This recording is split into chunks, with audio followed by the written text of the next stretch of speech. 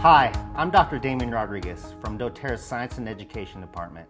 I'm honored to have a few moments to discuss a topic which is always quite popular this time of year. Whose New Year's resolutions included some health and fitness goals? Or directly to the point, weight loss? Most of us should be raising our hands or nodding our heads. According to recent Gallup polls, 51% of Americans readily admit that they want to lose weight. Like many of you, I've had a lifelong struggle with weight. By the age of 11, I was already 200 pounds. In my teens, I decided I was going to learn everything there was to know about nutrition and exercise, and became dedicated to healthy lifestyle habits. This commitment ultimately determined my college and career path.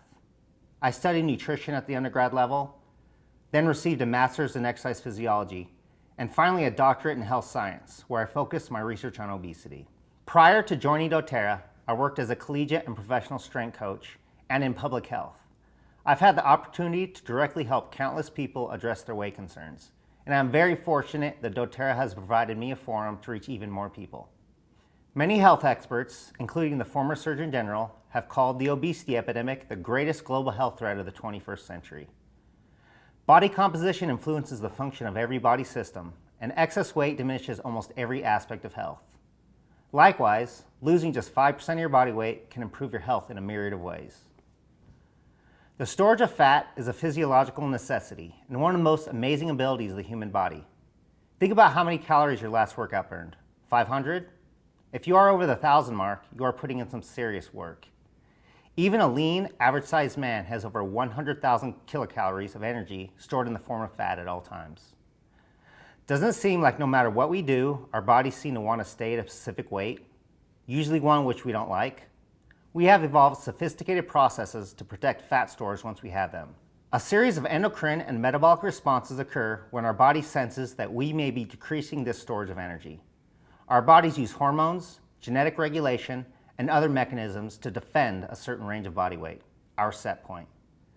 That being said, genetics haven't doomed us all to obesity. It is as much nurture as it is nature. Epidemiologist Boyd Swinburne coined the term obesogenic environment to describe our contemporary culture, which promotes obesity. The typical Western diet consists of an overabundance of highly processed food, which offers little nutrition. It's an interesting paradox. We are eating so much that we are progressively gaining weight, but the food is of so low quality that we are suffering from more nutritional deficiencies. We actually exercise more than at any time in history. In fact, recent studies have shown that focused exercise in men has gone up nearly 50% in the last 3 decades. In women, over 200%. Over that same time span, rates of obesity have nearly doubled. The root issue lies in our lifestyle. I'm sure many of you are familiar with the lifestyle wellness pyramid. Those 6 principles are the foundation of optimum health, and a side effect of these habits is successful weight loss and management. It isn't about the latest diet or exercise fad, or some superfood or magic pill. What will determine your ability to reach your weight loss goals is how well you're able to integrate these principles into your lifestyle. Epigenetic research has shown that over time, these healthy habits can actually downregulate certain obesity genes and help stabilize those hormonal reactions which make weight loss so difficult. So, as you get in better shape, it actually becomes progressively easier. Lowering your body weight set point takes patience, discipline, and a change in lifestyle. But it isn't particularly complex and doesn't have to be hard. I constantly remind people to keep it simple. Losing and maintaining a weight that you are comfortable with isn't about extreme diets or exercise programs. It's about a healthy lifestyle. To lose weight, one has to maintain a state of negative energy balance. Any meal plan can work if it allows you to consistently consume less than you use. Likewise, the best exercise program is the one that you will do. Yes, there are exercise modalities which are more effective than others, but step number 1 is just moving more. It doesn't matter how effective that new exercise program is if you don't do it. At its core, weight management is a simple mathematical equation. Yes, there are other factors, and I can get very technical very fast discussing them, but the foundation is that negative energy balance. In all my years of helping people lose weight, almost every instance in which someone was unsuccessful was the result of underestimating how much they were actually consuming. Yeah, you are going to have to eat less, at least in terms of calories, but eating the right foods can make this process a whole lot easier. Those right foods are whole, unprocessed foods. We hear so much about nutrition labels and ingredient lists. we should be focusing on eating more foods which don't require a nutrition label or ingredient list. An apple, a stalk of broccoli, an egg. Whole unprocessed foods are lower glycemic, meaning they take more time and energy to break down to their usable parts. They're more satiating, and they provide more nutrition per unit of energy. The more whole food you eat, the easier it is to create an energy deficiency, and the less hungry, more energetic, and less risk you'll have for nutrient deficiencies during the process.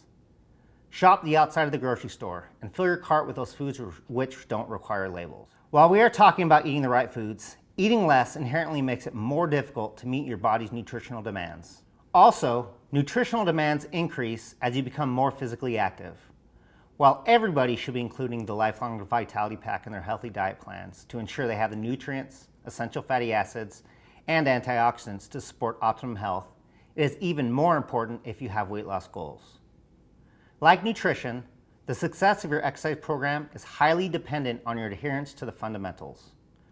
The two foundational principles of exercise are specific adaptation to imposed demands, the SAID principle, and progressive overload.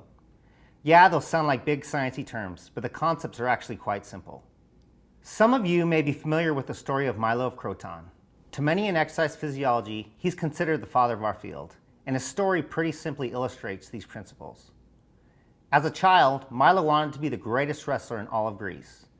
To develop the strength and conditioning necessary to reach his goal, he decided that he was going to lift his family's newborn calf onto his shoulders and carry it up a hill every day. Every day the calf got a little bit bigger, increasing the load, and every day Milo got a little bit stronger as a result. After 4 years, he was lifting and carrying a full-size cow, and he had become the strongest man in all of Greece. Specific adaptation to imposed demands states that the human body adapts specifically to the demands placed upon it. Simple. Change for what you want to look like and be able to do. Milo wanted to be strong and have functional strength for wrestling, so he lifted and carried a calf. When people start a weight loss program, what do they generally do? They jog, usually slowly and for long periods of time. Ask yourself, is your goal to qualify for the Boston Marathon and look like a long-distance runner? This isn't a trick question, and there is no right answer. I just want you to think, is your exercise program designed to help you reach your goals? If weight loss is your primary goal, the most effective method will be a combination of cardio, resistance training, and other supplemental activities. But remember, priority number one is simply moving more. Progressive overload proposes that unless you place progressively greater loads onto your musculoskeletal and cardiovascular systems, they have no reason to improve. Your body doesn't change because it wants to. It evolves because it has to. Exercise breaks your body down, and during recovery, it rebuilds bigger, stronger, and more efficient so that it can meet these demands next time. Milo was able to get stronger and better conditioned every day because the increasing size of the calf provided a progressively heavier load. Run faster or longer each subsequent workout. Lift heavier weights or for more volume. Or try something which stresses your systems in a totally new way. Force your body to change. And remember, stick to the basics. Move more, train specifically for your goals, and progressively challenge yourself. And like Milo, you'll make incremental improvements every single day. There are also countless ways to use CPTG essential oils to assist your journey. Slim and Sassy Metabolic Blend can be a great complement to your diet and exercise plans. Used internally, it can support healthy metabolism, manage hunger cravings, and even limit gastrointestinal distress. Just add a few drops to a glass of water and take daily, or take the convenient gel caps, or try the new Slim and Sassy gum. Or use aromatically to lift mood so you don't mindlessly eat and are motivated to be physically active. Calming and energizing essential oils can also be used aromatically to limit stress eating and help keep you motivated. I always keep a bottle of peppermint in my gym bag. Before every workout, I put a few drops in my palms, rub them together, and inhale to promote clear breathing and give me that little extra boost. It's a very individual thing. Experiment and let us know how you are using essential oils to support your weight management efforts. And don't be afraid to share your experiences with others. Thank you for the opportunity to briefly touch on a topic so dear to me. For more tips and the latest research about weight management, visit the doTERRA Science blog. And best of luck on reaching your 2017 health and fitness goals.